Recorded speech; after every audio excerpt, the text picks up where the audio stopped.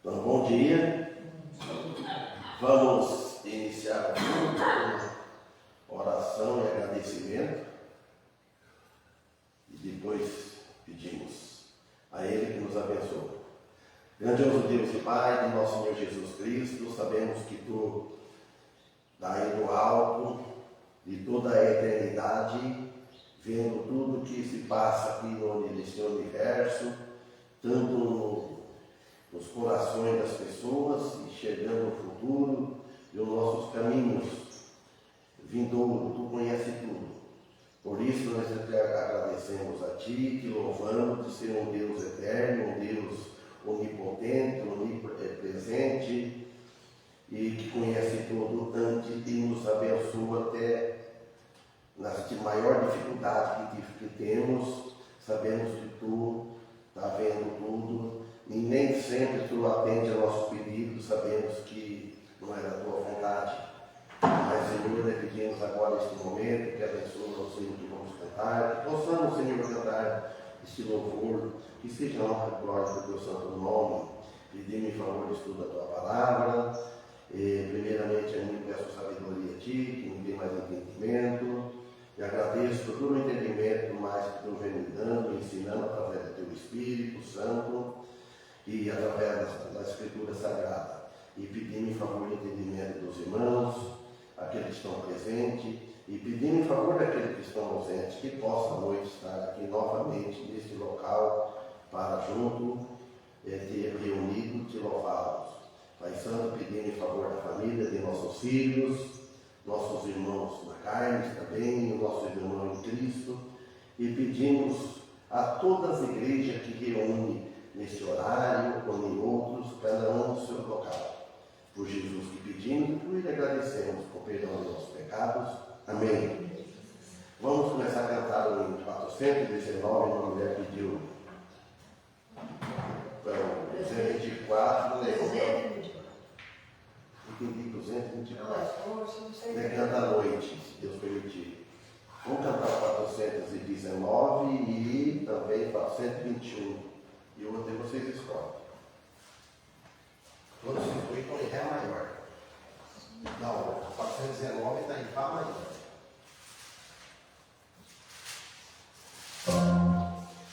Irmão Antônio Barbosa Freire.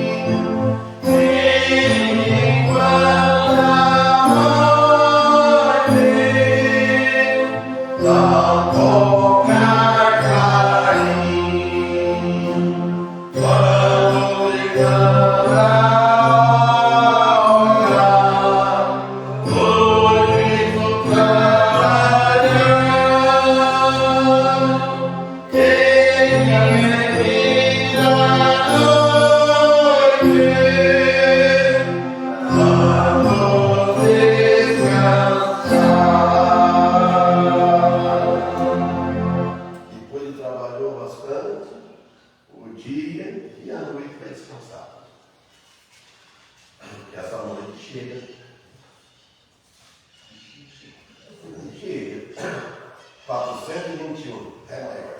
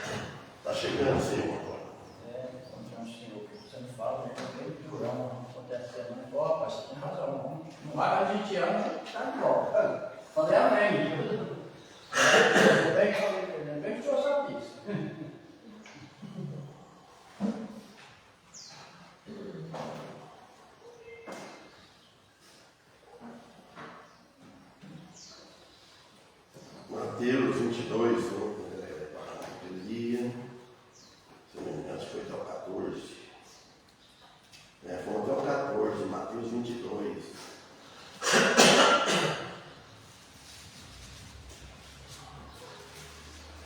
Palavra, domingo de manhã, 28 do 7 de 24.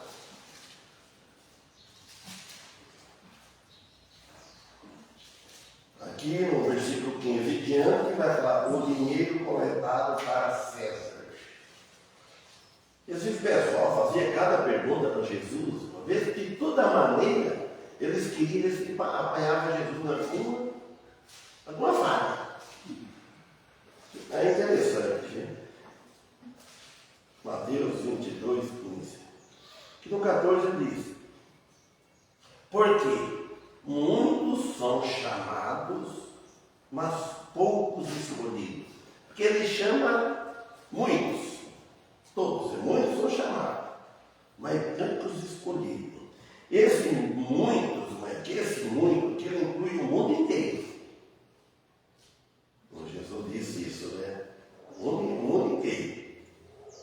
Que são muitos os que são chamados por Deus, mas poucos escolhidos. São poucos em relação à multidão. Então, quando Jesus chamou, Deus chamou o povo, vive no Antigo Testamento, né? Dizemos isso. E aqueles que Deus antes já conheceu, que ia aceitar ele, que nós estamos nesse poucos, não muitos. Então, Deus, na onisciência dele e onipresença dele, aqui na onisciência, ele já nos escolheu antes da fundação do mundo. Nós somos escolhidos, nós somos eleitos em Jesus Cristo, que Deus já soube antes. Vamos virar da política. Aquele que for eleito, então, escolhido pelo povo. Mas primeiro, Deus conheceu antes, ele já não era escolhido. Prefeito, governador, vereador, ninguém deve reclamar, culpar ninguém. Deus conhece já quem é que as pessoas vão votar. É isso interessante, a gente entender bem isso aí. E eles deveriam de ter fazer um propósito, uma sabedoria, não chegar nas casas, não fazer só promessa, eu vou fazer isso, eu vou fazer aquilo. Porque então ele fala, já fala para o povo, o meu propósito é fazer isso. Se Deus permitir me der vida, usa o nome de Deus primeiro. Aí a pessoa, então, se ele não fez isso, que Deus não permitiu que fizesse. Quando eu vou prometer, não adianta você prometer uma coisa que você não sabe se amanhã você vai estar vivo. A gente promete, não deve prometer. Olha, meu propósito é fazer isso, se Deus permitir e der vida. Amém. Então, aqui no versículo 15 diz: então, retirando os seus fariseus, consultaram entre si como surpreenderiam alguma palavra. Então, os fariseus, eles deixaram Jesus um pouco em paz. Né? Os discípulos, eles retiraram, vamos levar uma outra. Então, eles consultaram entre eles. Vamos ver se nem surpreende, nem pega ele de surpresa em alguma falha. Eles queriam pegar a falha. E o povo hoje está dessa maneira, está louco para achar a falha em alguém para poder culpar. Tem que achar alguém com a culpa em alguém. Ou culpa a igreja, ou culpa o pastor, ou culpa o pregador, ou culpa o irmão. Tem essa culpa. Ninguém assume ele. Eu sou o culpado. Sempre aponta para alguém. Então, os hipócritas, fingidos, dizem, né? Eles se auto-justificavam, aos quais Cristo se dirigia a eles. Ele se diria que eram justos. Né? Então, eles queriam ver se surpreenderia Jesus em alguma palavra, Você imagina só. Quantas palavras vem errando e falando palavra, né?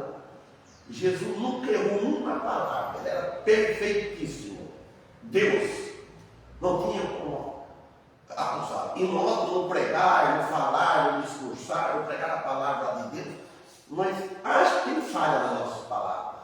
Ele fala a palavra, trocar a palavra errada. Mas Jesus não. Entre os herodianos e saduceus, então eles reuniram tudo para ver se pegavam Jesus, apanhavam Jesus em alguma falha da palavra. Eles queriam apanhar Jesus de alguma maneira. Eles queriam achar alguma falha em Jesus para poder acusá-lo. Como que eles não tinham que acusá-lo, então no fim sabe o que ia acontecer. Para que alguma afirmação, para que pudesse prendê-lo. Eles queriam achar um motivo para prender Jesus. Mas não tinha que apontar em nada nele, de pecado, de falha, de erro, de crime, de nada. 16. Enviaram-lhe os seus discípulos com os herodianos, dizendo, eles enviaram os seus discípulos com os herodianos, dizendo, mestre, bem sabemos que és verdadeiro e ensinas o caminho de Deus, segundo a verdade, e de ninguém se te dá, porque não olhas a aparência dos homens. E nós vamos muito para a aparência. Um é porque está velho, já está perde caducar. Outros porque acha que é feio. Pessoa que é só busca porque é beleza. Um porque não quer ter ruga.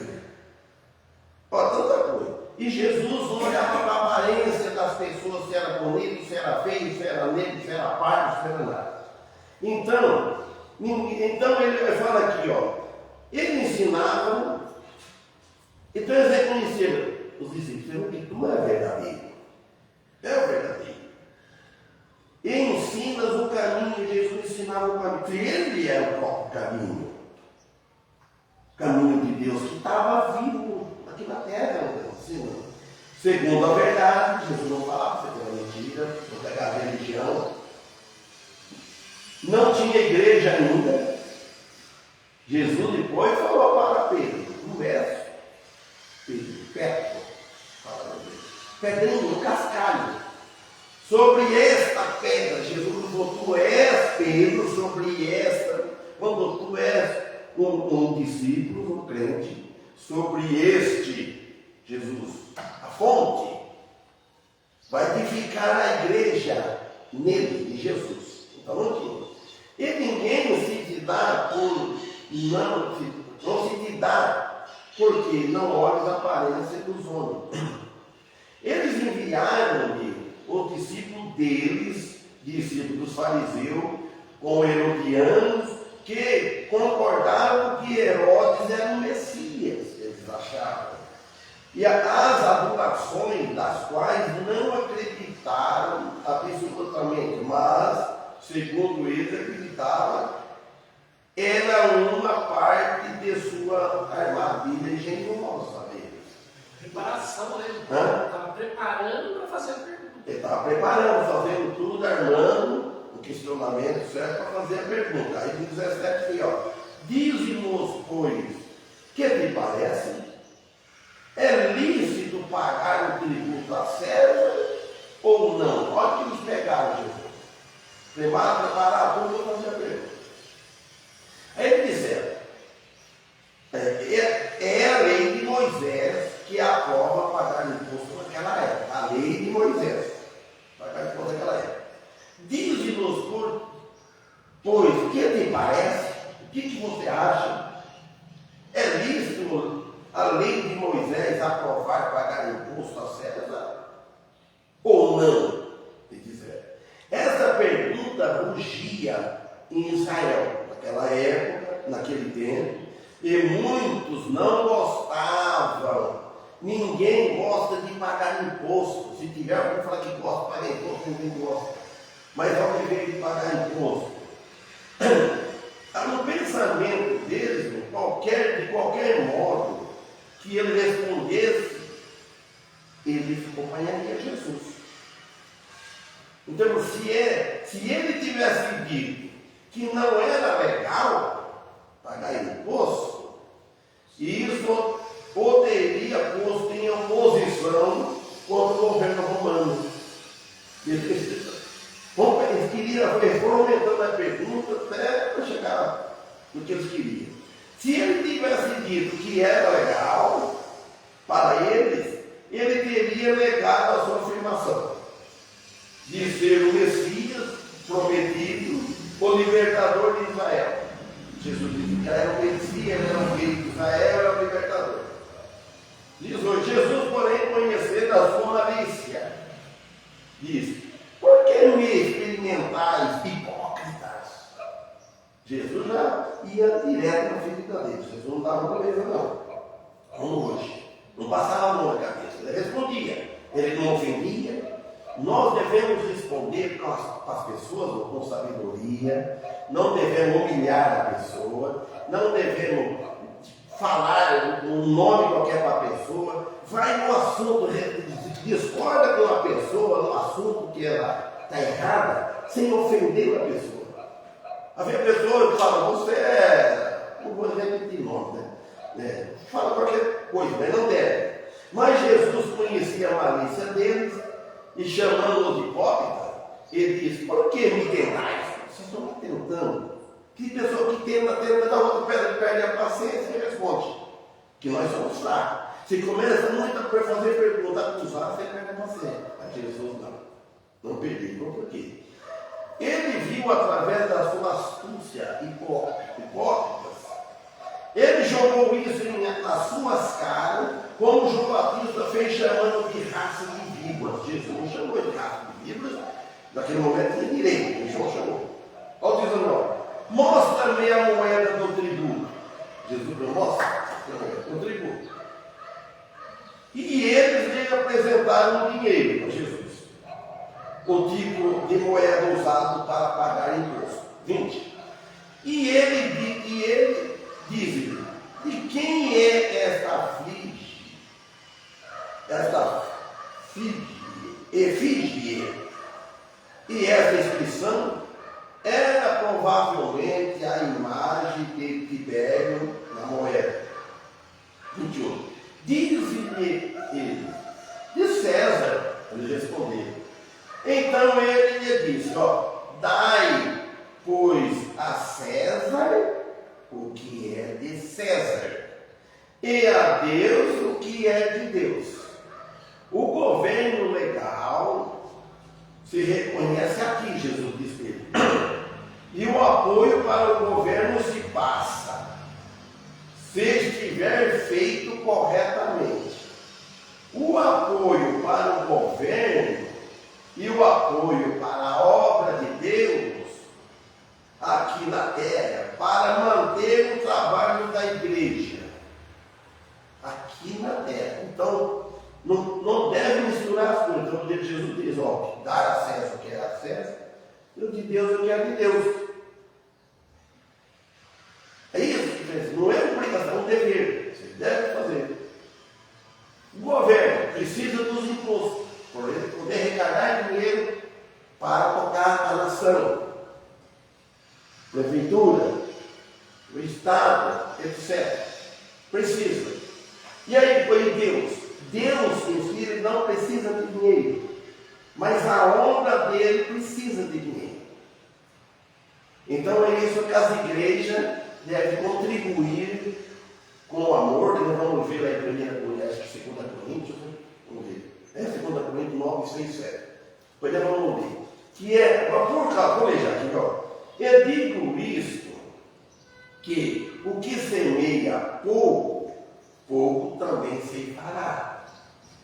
E o que semeia em abundância, e abundância ceifará. Note bem o que Jesus disse, que Paulo disse, inspirado pelo Espírito Santo. Se você semeia, ele está usando planta na roça, na terra. Se você planta pouco, você vai plantar pouco e vai querer encher a sua tulha. Se você dispensa todo o mantimento, não, você vai colher pouco. Agora, se você planta bastante, vai colher bastante se a lavoura for grande. Aí no 7 ele fala: cada um contribua segundo o propósito do seu coração, não com tristeza ou por necessidade, porque Deus ama o que dá com alegria. Agora, por causa disso, as pessoas relaxam, o povo no meu coração não dá nada. Mas ele falou: cada um contribua segundo o propósito do seu coração. O pastor Richard costumava falar lá: vocês acham que dá 10% está na lei, que a lei proíbe? Ele não falava que dá 9%, não dá 11%. O pastor Richard era bem divertido, era brincalhão.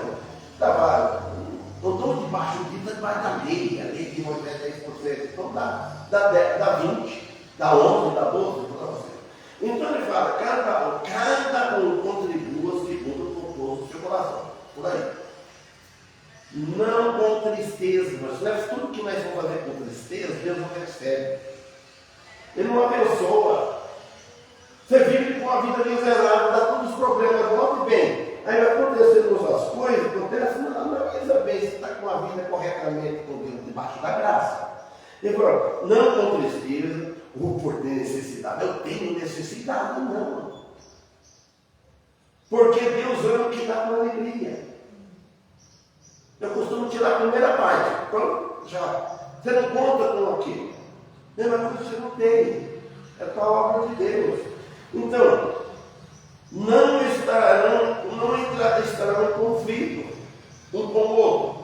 Jesus, com a lei de Moisés, não está em conflito, ele está explicando aqui.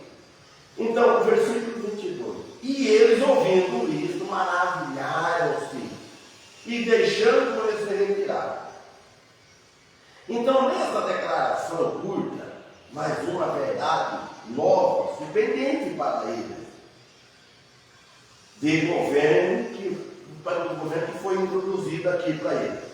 Temos duas categorias diferentes, devemos aqui.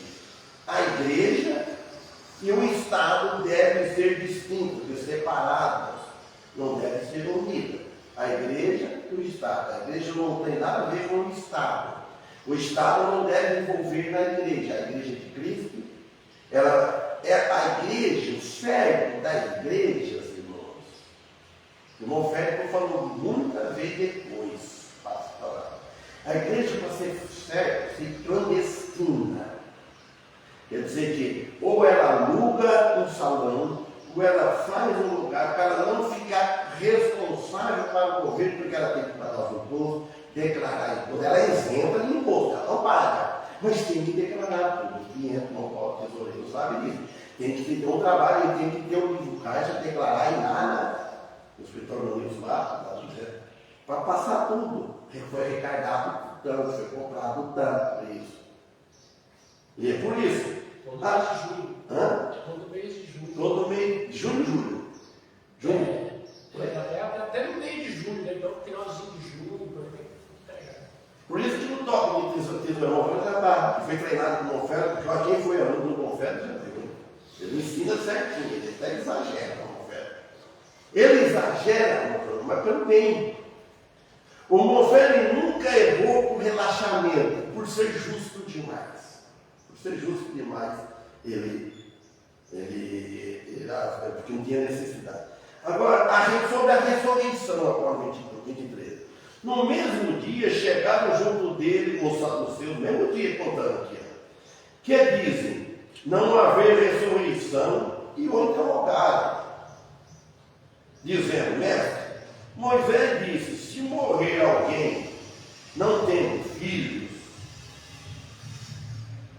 casará o seu irmão com a mulher dele, e suscitará descendentes do seu irmão. É complicado. Vamos ver. Eles não acreditavam em uma vida futura da alma, e nem a ressurreição do corpo, eles não acreditavam. Aí eles estudaram a Bíblia, mas não para que ela mudasse a sua vida. Então eles estudaram a Bíblia por curiosidade, mas não interessado em mudar a vida. Nós hoje estudamos a Bíblia, ouvindo, para mudar a nossa vida.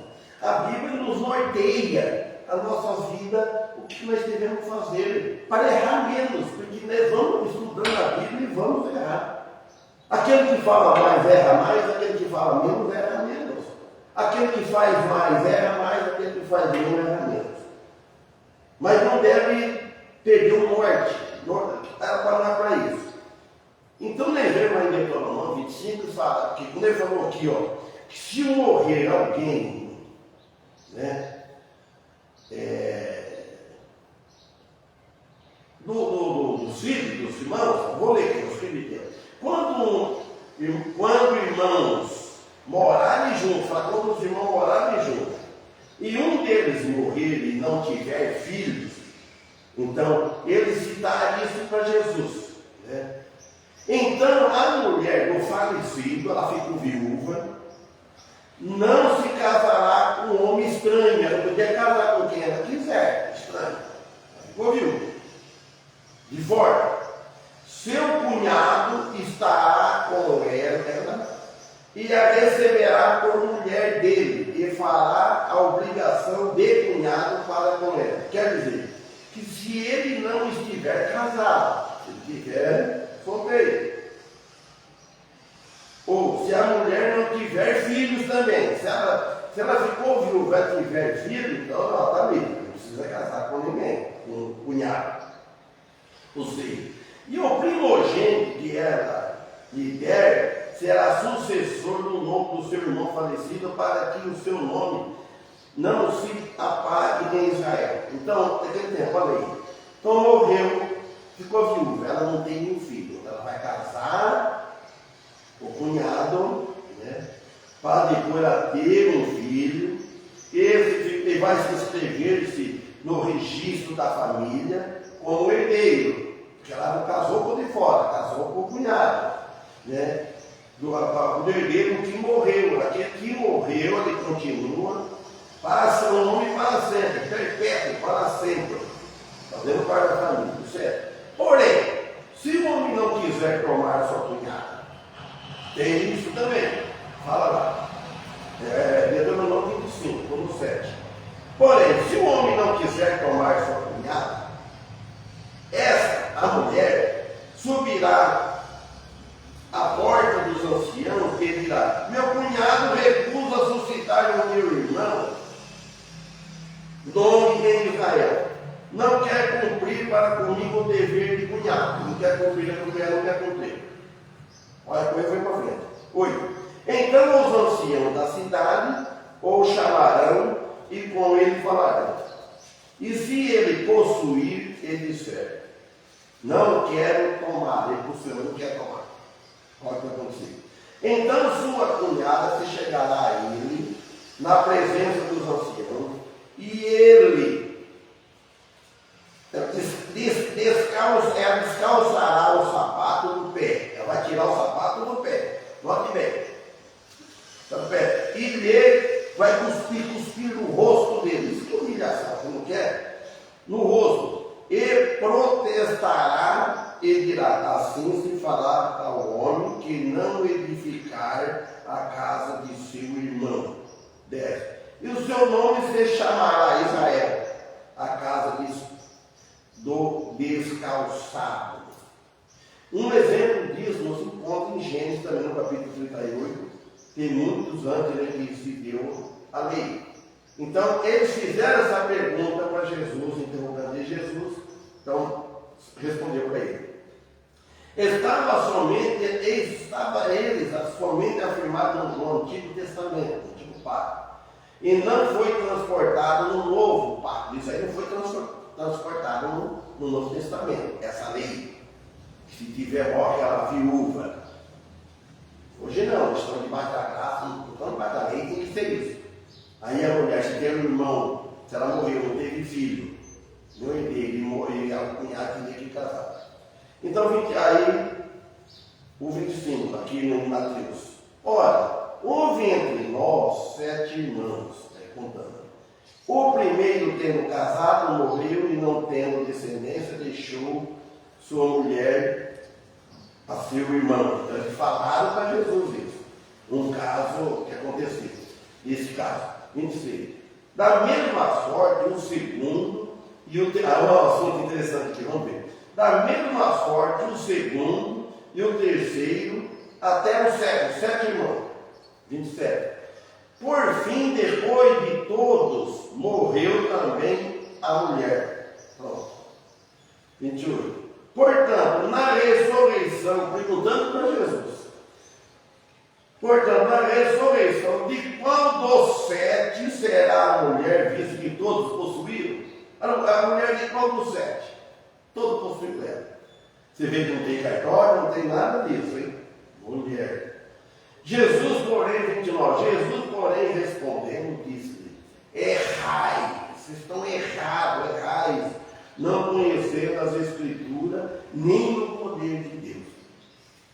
Então, no versículo 28 já solta as suas armadilhas. Né? E aqui no 29, que parecia não ter resposta. 30. Porque, aí Jesus responde: porque na ressurreição nem se casam, nem são dados em casamento, mas serão como os anjos de Deus no céu. Então, na ressurreição, quando nós tivermos o corpo glorificado, está dizendo aqui, né, vão ser que nem os anjos do céu, nem casam, nem dão casamento. Agora, aqueles que tiverem no milênio, entrar no milênio, como o corpo natural que estamos aqui, vai ter a vida normal.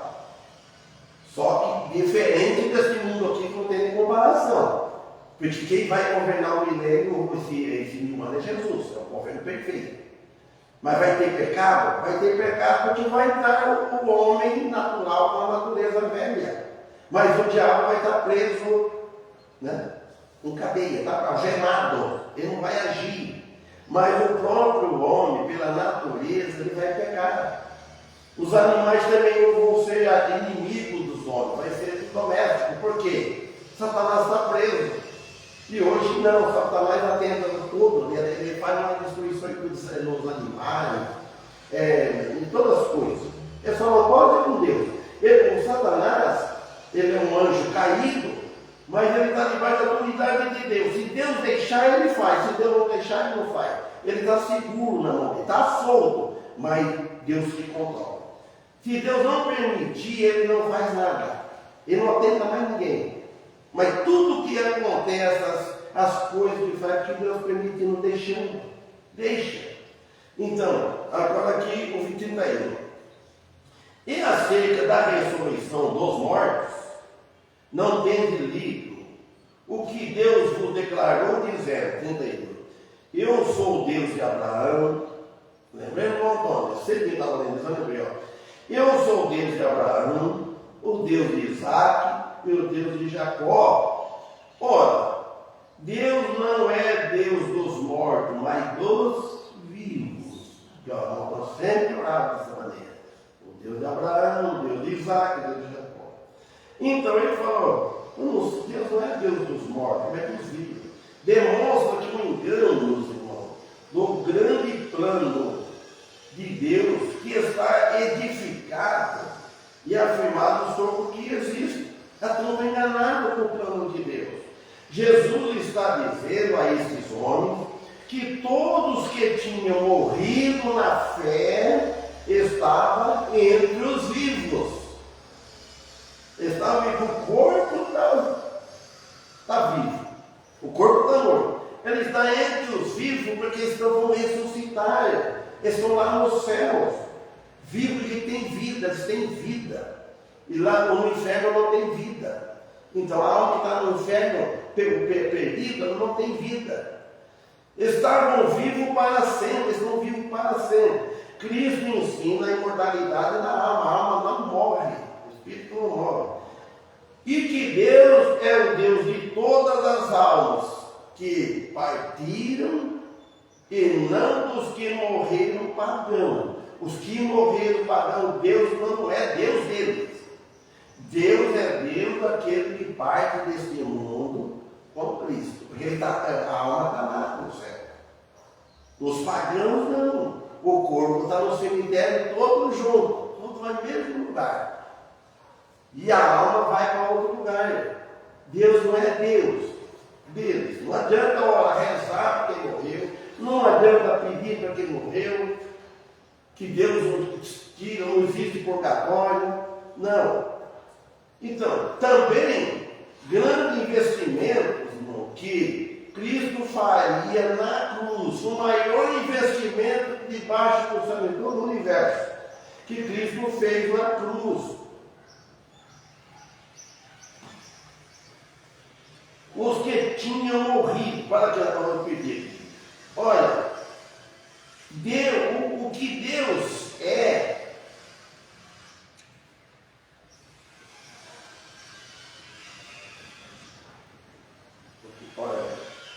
também um grande investimento que Cristo faria na cruz de trazer salvação a todos que vivem e creem nele.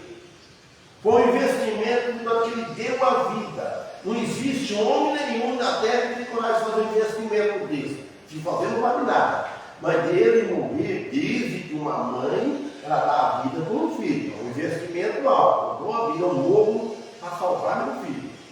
A mãe, não viu uma vez falar a verdade? Uma criança caiu, né? Não, a mãe, você caiu lá, você era um afogado. E a filha não estava fazendo nada. Aí perguntaram para eles, e se fosse o inverso, você e a sua mãe estão aqui, ela pulava junto. Então ela respondeu assim, a minha mãe pulava junto. Então aqui nós vemos, irmão, não deviam ser diferentes, mas é por culpa do próprio homem que não aceita a Cristo enquanto fica vivo. Esse investimento que Jesus, que Deus fez no Filho dele enviar a este mundo para morrer numa cruz, para pagar os pecados da humanidade, para comprar a humanidade com preço de sangue, um grande investimento, para muitos em vão, porque não reconhecem esse sacrifício de Cristo, esse investimento que Deus fez. E continua em nós, dando sabedoria para nós vivermos, seguindo Ele. Cristo foi aceito por todos os santos mortos, quando estavam vivos. Creram nele, um arrependimento.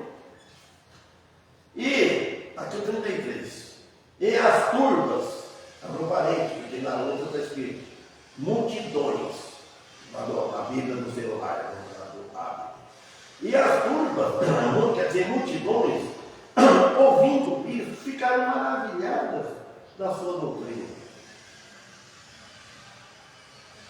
Na simplicidade do que ele disse referente à ressurreição, usando os exemplos práticos da palavra de Deus. Agora, o grande mandamento.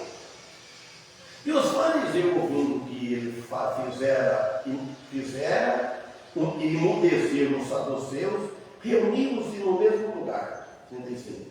E um deles, doutor da lei, interrogou para o experimentar, dizendo: é um doutor da lei, interrogou a Cristo para experimentar, dizendo, 36. Mestre, qual é o grande mandamento na lei? Essa gente fica só questionando Jesus. 37. E Jesus disse-lhe: qual o maior mandamento? Amarás o Senhor teu Deus de todo o teu coração e de toda a tua alma e de todo o seu pensamento ou entendimento. Esse é o maior mandamento. Este é o fundamento de toda a lei, e também aplica-se ao presente dia da graça divina, cristã. Amar a Deus sobre todas as coisas. Sempre Deus deve estar em cima de tudo. 31. Esse é o primeiro e grande mandamento. O amor a Deus deve ser o primeiro. E a pessoa deixa o segundo, o terceiro, em vez de estar no culto, e vai para outro lugar que não está amando a Deus. Que tem horário, é 1 hora, às 7h30, às 8h30. Dá para depois divertir bastante se quiser divertir. Né? Então, esse é o primeiro grande mandamento. O amor a Deus deve ser primeiro, antes que qualquer outro mandamento possa ser afirmado. Ele deve estar acima de tudo e de todo. De tudo e de tudo. 99. E o segundo, já fala segundo, semelhante a este é: amarás o teu próximo a ti mesmo. Também. Se fosse para ser salvo para a lei, ninguém salvava, porque o que era o próximo? Eu amava a mim mesmo. Olha, irmão, isso é de pessoa tremer. Será? Para ver quando nem a mulher não ama a gente mesmo? Vice-versa.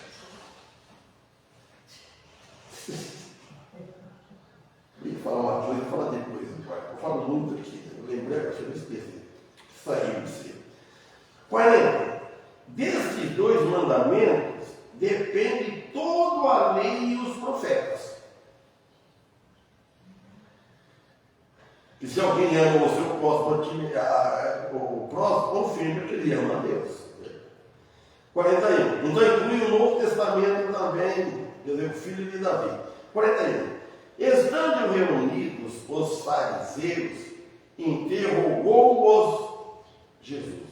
Então refere-se a Jesus que fala com uma grande multidão. No templo. No templo. Você vê que a Bíblia é no templo.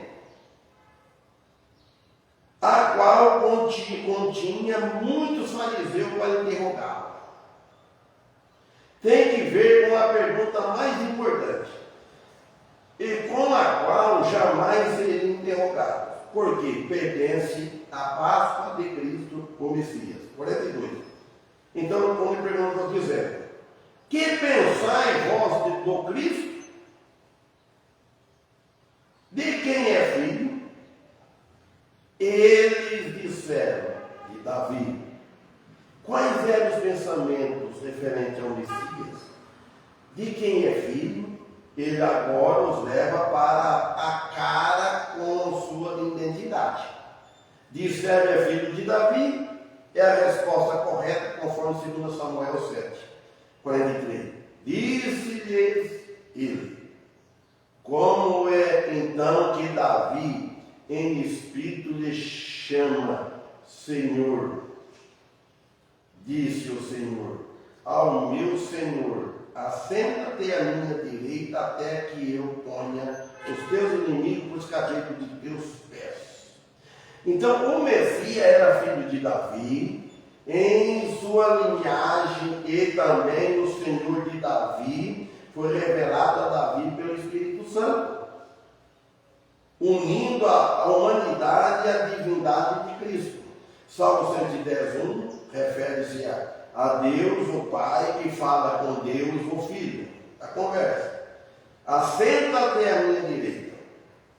Refere-se a Cristo ser exaltado à posição mais alta do céu, que ninguém vai ocupar, o qual seria imediato como a sua ascensão. Filipenses 2:9-11. Até que eu ponha os teus inimigos por escabelo de teus pés. Refere-se a todos quantos inimigos serão esmagados durante o reino milenar e em sua plenitude vai ser. Por enquanto estão todos soltos. 1 Coríntios 15:24-28, Efésios 10, 45. Se Davi, pois, lhe chama Senhor, como é seu filho? Então, ele é Senhor de Davi porque ele é Deus. Por isso que ele é Senhor de Davi. Ele é filho de Davi porque ele se fez homem por meio de Maria, da casa de Davi. Por isso que se fez. Está em Lucas 1:34, 35, etc. Esta, a única pergunta lhes argumenta a vontade de sua encarnação. Deus se fez homem. 46. E ninguém podia responder-lhe uma palavra, nem desde aquele dia ousou mais alguém interrogá-lo.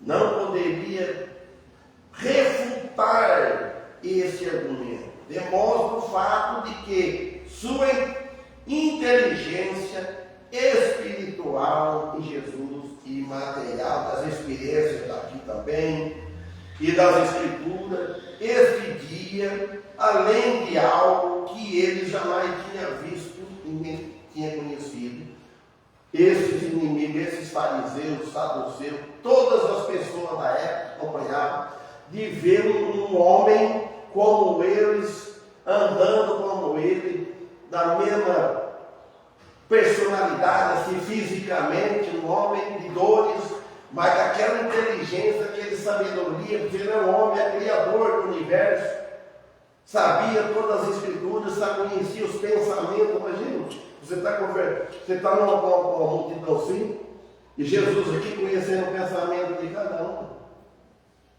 Isso é só Jesus. Amém? Então vamos louvar a Deus.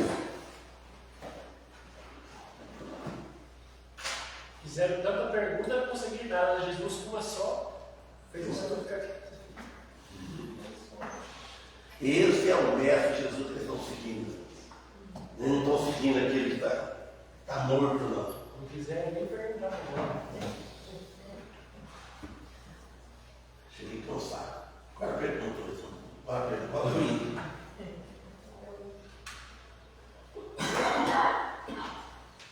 Pode ser o 305? 305.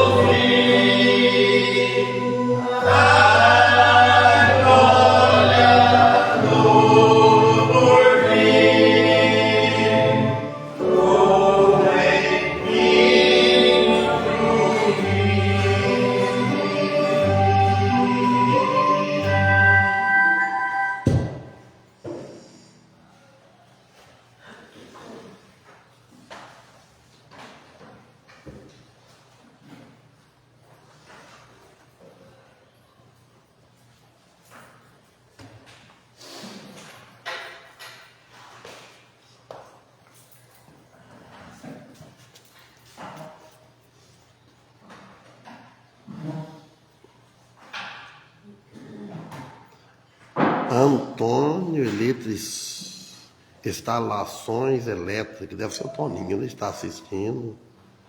Gilaine Rabal está assistindo. Irmão Paulo, termina com oração. Peça para essa mulher família que Deus mandar uma chuva para nós. Que saco.